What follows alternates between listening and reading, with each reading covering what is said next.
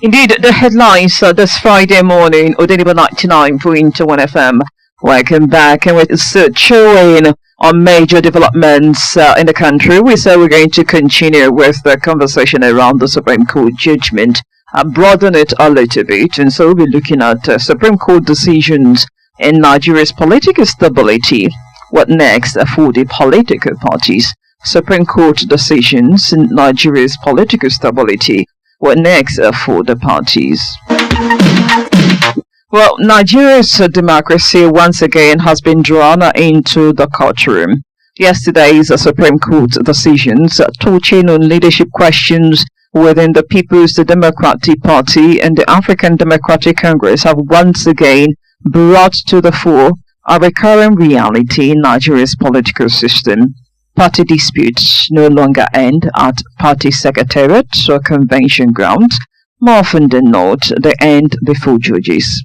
For the PDP, a party still trying to regain its footing after losing power at the center and battling internal divisions across several states, Thursday's judgment is another major moment in a struggle for internal cohesion and leadership stability.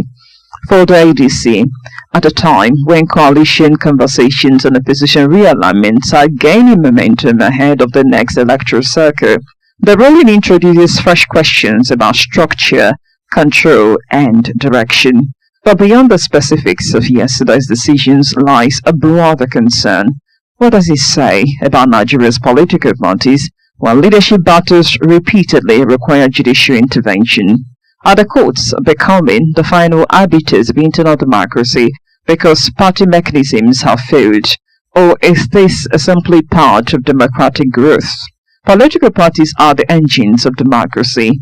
They recruit leaders, shape policy direction, mobilize citizens, and offer choices at the ballot box. But when those parties are trapped in prolonged internal battles, questions naturally arise about legitimacy, stability, preparedness for elections, and ultimately the health of the democratic system itself. From leadership legitimacy to factional loyalty, from coalition politics to voter confidence, and from internal democracy to institutional maturity, Supreme Court rulings may have settled immediate legal questions, but politically they may have opened even deeper talks and conversations. So in today's discussion segment, we are going to be asking, when the court decides the political parties truly move on, or the deeper cracks remain beneath the surface? And what do these recurring disputes mean for Nigeria's political stability as the country inches closer to another electoral cycle? My name is Njideka, here with the analyst Chigozie Nwegu. And so we are going to be continuing with the conversation, looking at the trajectory after the Supreme Court ruling. But starting with the specifics, I think it's just natural for us to wonder the next thing that should follow this judgment to determine whether the court has actually brought peace, by its judgment, or the judgment has deepened the crisis in the different parties. But from what is happening in PDP, it does appear that the answer has been given, or the question has been answered, because the decision that followed is one thing to note. The fact that the BOT took the realm of the party based on what they interpret to be a leaderless party. And of course, they said they're going to be meeting later on. The faction of Turaki are going to meet next week again, even as meeting is ongoing as we speak, possibly, or maybe they have dispersed and we're waiting for their communique or some sort of a statement. But when you look at what has transpired after the Supreme Court judgment yesterday, in the case of PDP, what can you say about it? Were you really expecting that turn of events? No, I wasn't expecting that turn of events, in as much as I knew it was going to go either way. Either Wike takes the day or Makinde takes the day. But it turned out in a different angle for everyone, whereby, just like the BOT explained it, it's more like a leaderless party. And that's exactly what the Supreme Court just did. They suspended the Ibadan Convention, which invalidates the Turaki faction. And then went ahead to suspend Anyang, who was the secretary in the other part of the faction that organized a congress that went on in Abuja, automatically telling PDP, as it stands, you people don't have any leader in this party. That's exactly what they just did. And the BOT coming together to take a charge and say, okay, I think what the PDP is going to do is to come to a round table and have a discussion, whereby I think even as it stands, somehow Wike still has the upper hand to call the shots, which if it's now left to Sheyi Makinde and Turaki and the rest of them to decide whether to stay in PDP and take whatever that goes on there. Would you advise them to stay in PDP and take whatever that goes on there, or you think that they should find a way to mend fences? They should find a way to mend fences if they decide to stay in the PDP. But if they don't, they should, at this particular point in time, start looking for other alternatives. But they're not looking for other alternatives, which for me is really concerning, based on the interpretation they gave, saying that the Supreme Court also unanimously said that some persons that were suspended remain suspended. 3, as far as the leadership hierarchy is concerned. So why you expect for them to perhaps try to reconcile?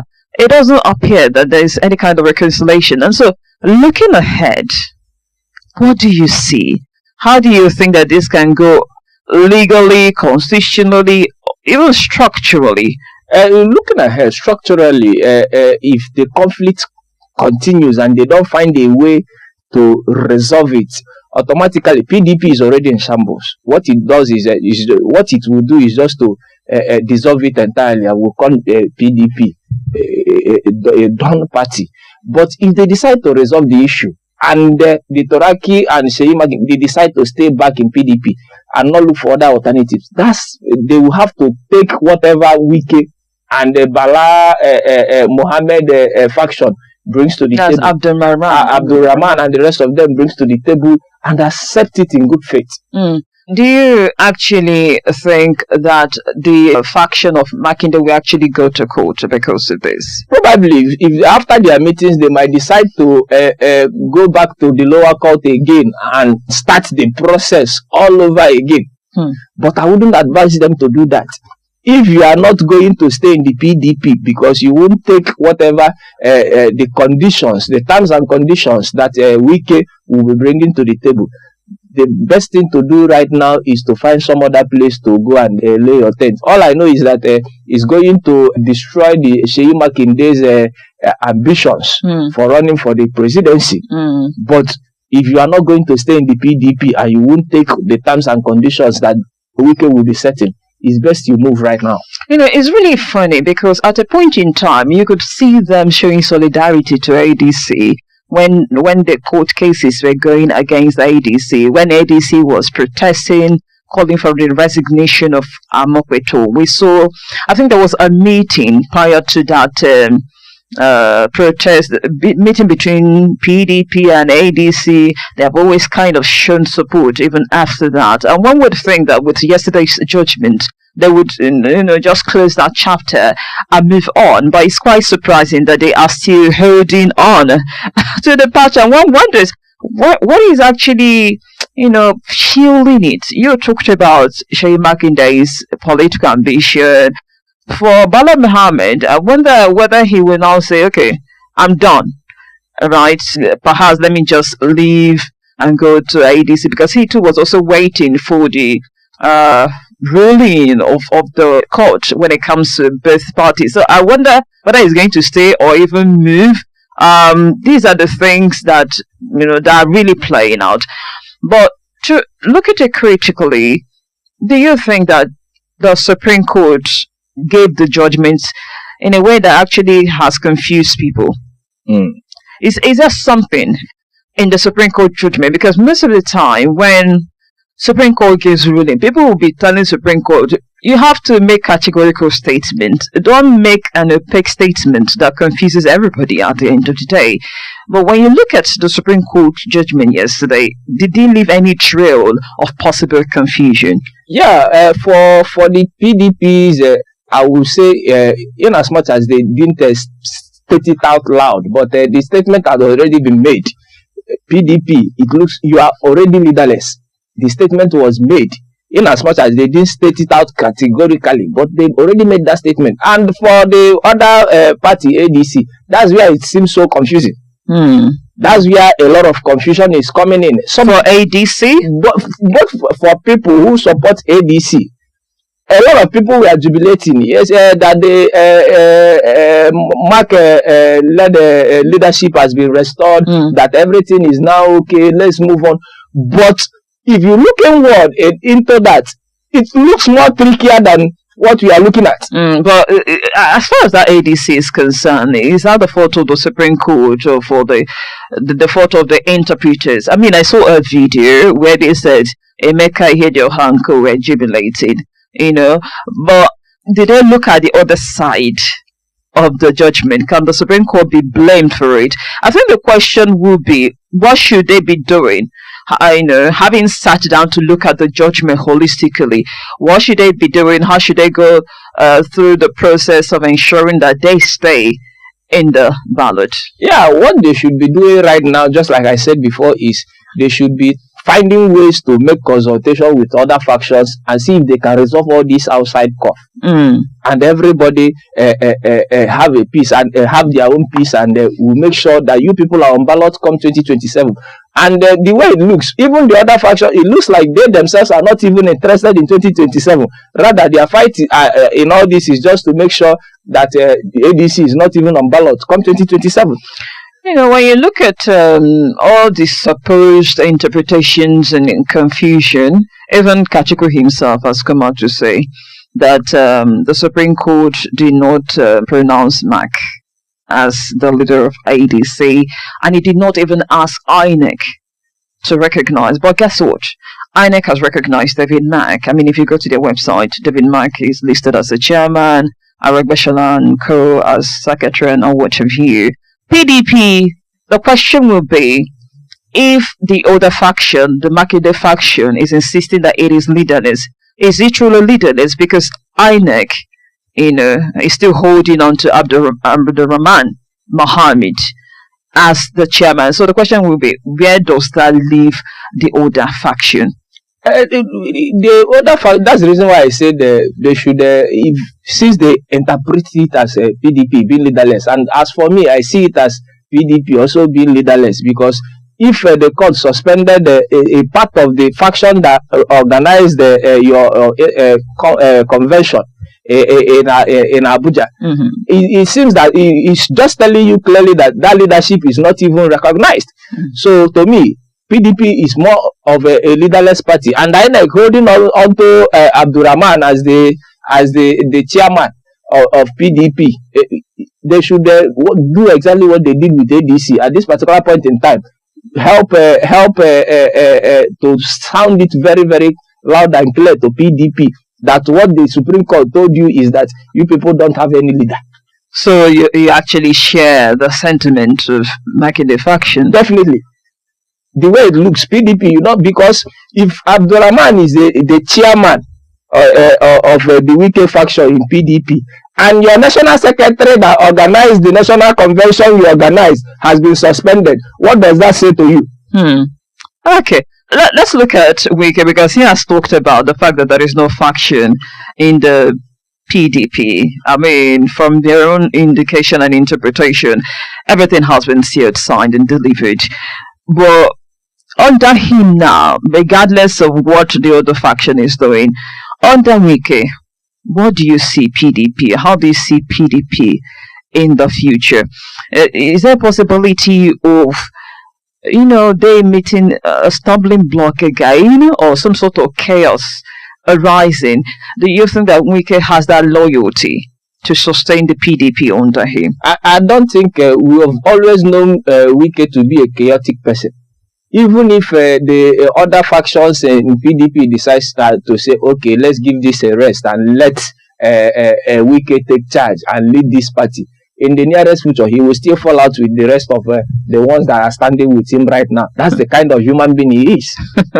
Okay, for the ADC, the coalition, do you think that maybe they'll be more united, or do you think that some people might be finding their way out of the party? I mean, one way to know somebody is during crisis period, right? And we know politicians may not really go about this rule. It's always about interest, but looking at how ADC has come and how far they have come on their mark, do you think that there are people who may want to leave the party, and where do you see that going if at all it happens? I think with all that is happening in the ADC, there are people who will want to leave, and there are some who already left. I think, was it the governor, I think one governor from the north or a former governor that joined, he already left to the NDC already. Immediately. He doesn't want to sit there and be encountering all these problems going on in the ADC. And if the problems keep lingering, people will still leave. Because for politicians, it's all about interest. And when it looks like, yes, my interest is still aligns with this party, but with the problems I'm seeing here, if I remain here, it might dissuade me from getting to my destination. A lot of them are going to leave. Will it really be, I don't know, will it really be difficult for David Mark and Co. to handle in the event they do not appear in the ballot in 2027?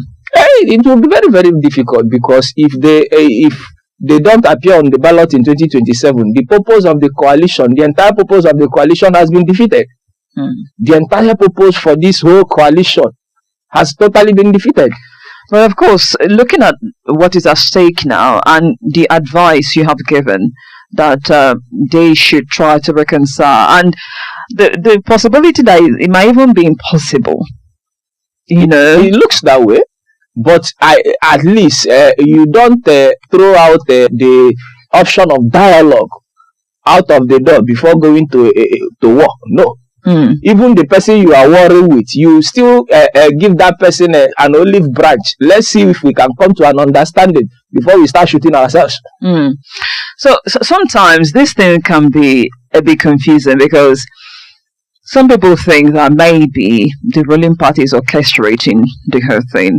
But at the end of the day, when you look at it from the other side, it would seem that members of the party also need to share a part of the blame on the allegation that the ruling party may be behind it. I think the question will be, what does that spell as far as opposition politics is concerned, especially if the president, I'm just saying this allegedly, not for certain, but going with the proposition of people who think that he's involved. If the president is allegedly involved in orchestrating some of these things, the question will be, is it going to be in perpetuity, especially as allegations have been made when it comes to his ability to hold on to power, even if at all he's not there directly. The fact that he can bring out stooges who will help him to continue to hold on to power. Where do you see all of these things going if the allegation is true? And for the other side, in terms of the self-inflicted conflict, what lessons are people learning? What lessons, if at all they are learning, the political party should be learning? What do you think that went wrong for them to get to the stage? Okay, for the political parties themselves, the lessons they should be learning is, before you do anything as a political party, you should make sure that your consultations are right, are wide and in the right places. Make sure that you get people who needs to be on the table. Not when you think that everything has been right, then you find out that you missed one person, and that person will cause a whole lot of problem for you. Right. And that's exactly what's happening. And for if with the speculations and the allegations going on that the ruling party is the one orchestrating all this problem, even if it's true, and the president is trying to find out a way to hold on to power even after he leaves, to keep holding on to power, that means that democracy is dead and gone in this country. When you look at these parties, I think there's a bit of focus on them, ADC, PDP, and so people have preference for them. Some people have preference for them, but are we not losing sight of other political parties? And so, if, for example, assuming without concluding that these people may not appear on the ballot, does it erase the whole nature of participatory democracy? Is there a chance that the so-called smaller parties can really manifest what it means to be opposition parties, even in the absence of bigger political parties? Or are they limited by the perception of them by the public? Yeah, they are limited by the perception of them by the public, because even the supposed big political parties that are well known and we already hear about them, and people take a liking to them, are because of the persons who are in the party. Just like Labour Party came to limelight in 2023. Labour Party has always been there. Nobody knows where Labour Party has been. Right. It came to the front burner immediately. Someone like Peter B moved into Labour Party. Everybody started sounding Labour Party. Immediately he left. Nobody is talking about Labour Party again. And even at this particular point in time, I even think it's like that year, Baba that year had already left also. At this particular point in time, nobody is hearing about a Labour Party. Now, even the ADC that is at the front burner, the major reason is so loud and everybody is looking at the ADC right now is still because of P2B, Kwankwaso, and some of them that moved into there. That's the reason why they're at the front burner. So even if ADC somehow doesn't come on the ballot in 2027, and some of these political bigwigs don't shift their focus and move to some other party and brings that party to the front burner again, most of these political party, nobody will put their focus on them. Automatically will target that Nigeria has become a one-party political state. But isn't that dangerous to expect the bigger wigs to always go to a party and bring them up, instead of the conversation hovering around how the supposed smaller parties can grow? Why do we have to wait for a party to have new entries like the big rigs, the Peter B's, the David Max, before the party can begin to make an inroad, as against the smaller parties finding a way to ensure that they also resonate with the people? How can smaller parties come from that ground to a level where they are known by the people? Yeah, I think the reason why is that way is the way the political space in Nigeria has been protected, because we already killed a grassroots political participation as far as it has to do with Nigeria. Most political parties don't even penetrate some local governments here in Nigeria. Just like if you bring the Nigerian ballot paper now, you see close to 20-something political parties. Go to your local government now, ask for their secretariat in your local government, their wards. You can't find any, because somehow the political space has designed the Nigeria in a way that we focus more on the ones that are on the front burner when it comes to national politics, and neglect the ones that has to do with the grassroots politics. Because just like I always like to give a example with them, if you go to America, the two biggest political parties there are the Democrats and the Republicans. It doesn't mean that the absence of other political parties, but if you go down to the grassroots there in America, that's where you find most of these smaller political parties more active than even the Republicans and the Democrats. They are winning elections. They are winning elections down there. So how do we revive the smaller parties to be able to, just stay on their lane, if at all? Because the expectation is they should be winning presidential election, governorship election, but with the reality of things that they cannot reach that level unless a big man comes how can they ensure that at all, if at all they remain at a particular level, they can operate? It is just by them finding ways to rejuvenate their grassroots politicking. Whereby, what does that rejuvenation mean? If you shift your focus from focusing on the national politics, right. Let's say you decide to focus on a particular state, make sure you dominate that state entirely. Okay. Make sure that your stronghold is quite very clear in that state. Like Abga is doing. Like Abga is doing in Anambra State. Abga is holding Anambra State down very, very well. Okay. Then from there, you can now start shifting the focus gradually to other grassroots. But now that Abga is even not going beyond Anambra State, is he okay based on what you explained happening in the US, or you think that something is even wrong with their own structure? No, it's not okay that it's not that something is wrong with their structure. Rather, I think a smaller party in the US that has a stronghold probably in 6 or 7 states in America, and somehow paraventurally a big politician decides to bring it to the front burner when it comes to national politics, can quickly galvanize than a political party that has no bearing in any state.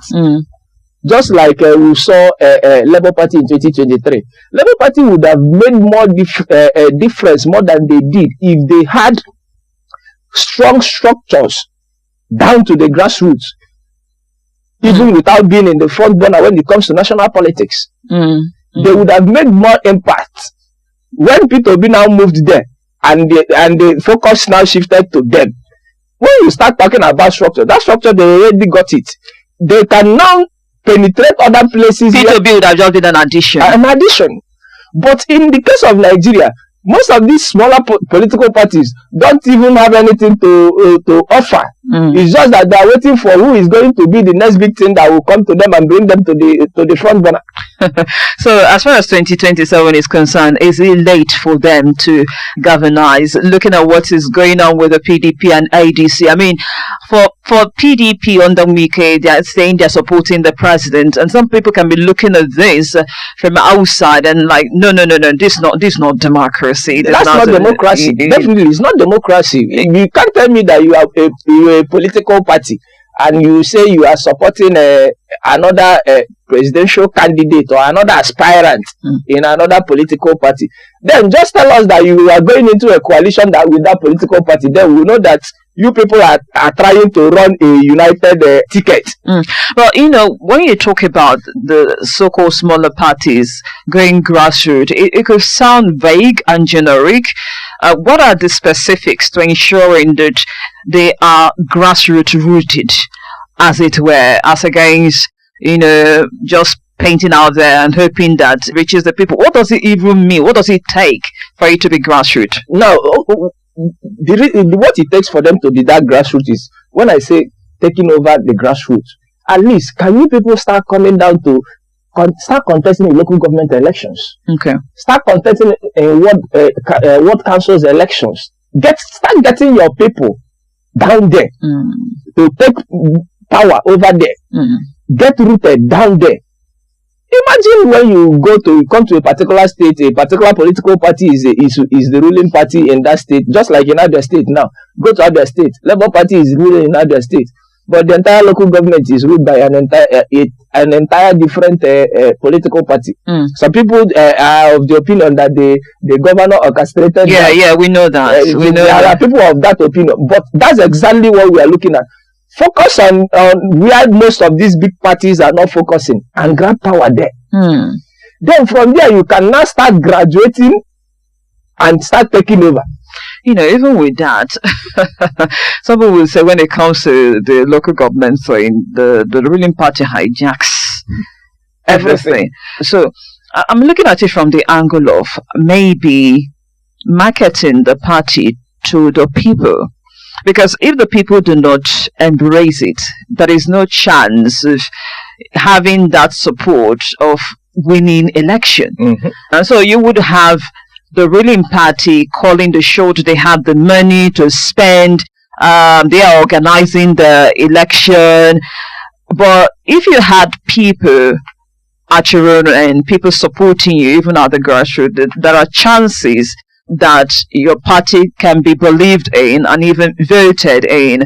And so the question would be, do they have the likelihood of even winning people to their own side before we even talk about them being able to win local government elections? Yes, I believe if they do the much needed work, they can be able to woo people to their own side. Yes, I know that the political climate of Nigeria has been so designed that the much needed power that should have been concentrated in the component unit, federating units of this country has already been leveled at the center, which is not supposed to be so. The center wields so much power that the federating units are not doing anything. Okay, let's look at the judiciary now, being involved so much when it comes to our political affairs and political issues.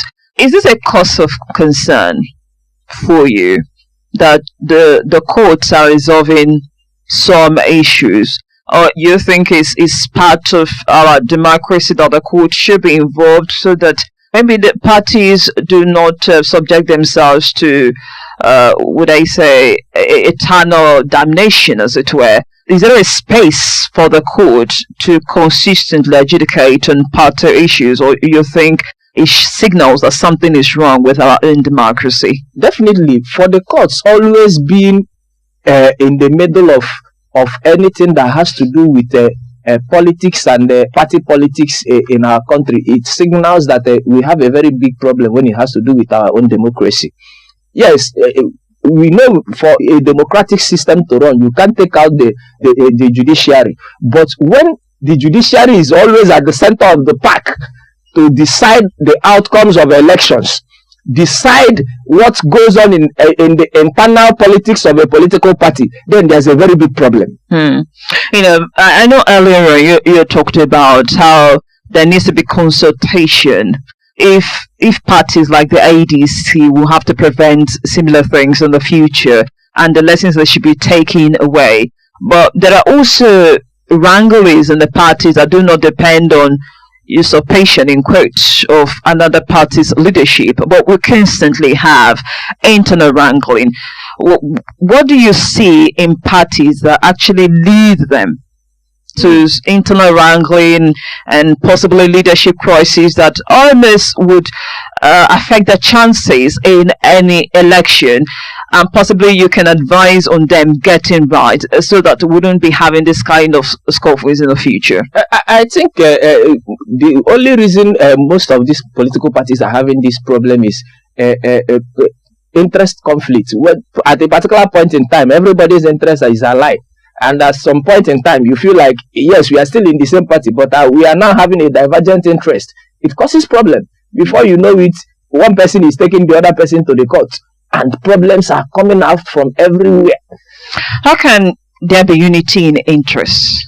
Because you said that there seems to be divergence of interest. How can unity be achieved when it comes to interest? Now, I know for sure that there can never always be unity in interest. But even if when our interest is going separate ways, there are ways we can still mitigate that interest and not cause problem for the entire body of that political party, which boils down to our political parties not being ideological. Okay. If you go to even working democracies, it doesn't mean that the Republicans don't have, in the Republican Party, they don't have internal crisis, they don't have their own squabbles. But no matter the problem that is going on internally in that political party, it does not affect the national ideology of that political party. It does not. And that's one big problem we are having when it has to do with political parties in Nigeria. And most of our in fact, all our political parties lack ideologies. If you even this ADC that we call that we've adopted as a coalition party, call the ADC, even the members of the ADC, ask them what is the ideology of this party. Even with all the problems going now, what is the ideology in which whenever you people come together, even with the warring factions, you can stand on that ideology and sound it clear. Most of them don't even know, they don't even have. So if they were having a united ideology but divergent interests, it will be difficult for them to move to another party because that party may not represent their ideology. Very, very difficult. That's also the reason why we see all this cross carpeting and cross flying every day. Because people just swing it. Because here we see political party as a vehicle to get to power. Once the vehicle is no longer moving, you dump it and look for another one that will take you to your destination. There is also the issue of overlooking parties' constitution. This is not about interest now. Yeah. I mean, we've heard in recent days from the court telling us that, well, when it comes to internal parties, the court can actually adjudicate. You know, is not dependent on limitless privilege, you know, that you think that you have, because it's an internal matter. And so the question will be, why is it difficult for parties to even abide by their constitution? There was even a time PDP acknowledged that they have not been obeying their constitution. So why is it difficult? Yes, in the days of Secondus and Co, the former Bauchi governor who was their chairman at the time, I've forgotten his name, they will come up and we have not really done well when it comes to obeying our constitution. And so why is it difficult and how can they be corrected? Because these are the things that members see and take to court. You know, take for example the one that's happening to PDP now. You're supposed to conduct Congress before you conduct convention, but you overlook it and you conduct convention, something that is clearly stipulated in your constitution. And the court had to say, well, you have to go back to your constitution and things like that. So why is it difficult, and what can make parties yield to their internal regulation binding them so much so that it does not degenerate to party crisis? Exactly. It still boils down to that same idea, because it's the ideological framework that builds the constitution that runs the party. Most of these parties don't have ideology. Talk about more of a fielding an ideological framework that will build that constitution. So it gives everybody the room to behave anyhow. It gives anybody to anyone in the party to usurp any regulation he finds in the constitution of the party and does whatever he wants and tells you, if you don't feel all right with it, let's go to court. Let's look at opposition right about now. I know the president the other time talked about, you know, how he's been intimidated. I get the impression that these people are buoyant when it comes to opposition. They're doing their work and all that. But with all of the crisis going on, it raises a question of whether opposition is really on top of the game and whether they're really playing that opposition, especially with this distraction. And so when you look at opposition now, has opposition been defeated? You know, or is there something still looking like opposition? When you look at everything that is happening or that has happened, do you think that opposition has been defeated as far as our democracy is concerned? As far as I'm concerned, in Nigeria, there was a particular point in time I said it, and I think I said it here on radio, that immediately the APC took over the reins of this country, that word opposition packed his bag and baggages and left Nigeria. And when you talk about opposition and everything that has to do with opposition in respect to political parties, I think that purpose has been defeated. The opposition we are seeing now in this country is more of individuals who decide to speak out against the ills of any administration that is in power. As for the political parties and anything that has to do with opposition, the purpose of them being an opposition party has totally been defeated. Is it fair to put everything on the ruling party? I mean, based on what we have talked about, some of them appear instigated without proof anyway. Some of them appear self-inflicted. And the question will be, is it truly the fault of the ruling party? And if at all it's the fault of the ruling party, how can the opposition rise above the influence or instigation of the ruling party? For me, I don't think it's the ruling party that is instigating all the problem. It's just that the opposition themselves are not getting themselves organized. They are not focusing on the right things. They are more distracted with internal party wranglings and people trying to grab power.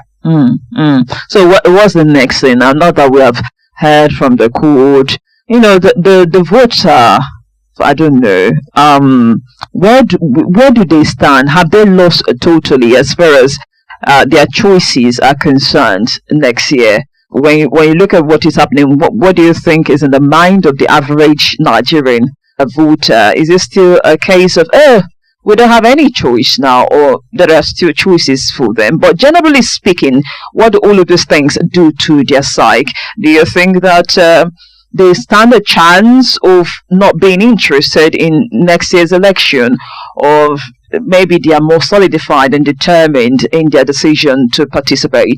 Already we are having issues of political apathy in Nigeria when it has to do with election. On election day, you see people decide to go on their merry way and do some other thing and not go to vote. And right now, with all these problems and everything that is going on with other political parties, when even the little that is getting interested to see if they can even salvage anything out of the political process come 2027 is being deterred with all these problems. Imagine if some of these opposition parties like ADC doesn't get on the ballot in 2027. A lot of people won't even bother going to the ballot. A lot of people will decide to already Uhuru for the ruling party. They should just do the voting by themselves and call the results for themselves. All right, we have been speaking about the Supreme Court decisions and Nigeria's political stability. What next for the parties? I think the analysts have been able to tell the parties what the next steps to take are, and of course, structurally, what they should be doing in order to get it right, just so that they do not dismember and find themselves in this kind of chaotic situation.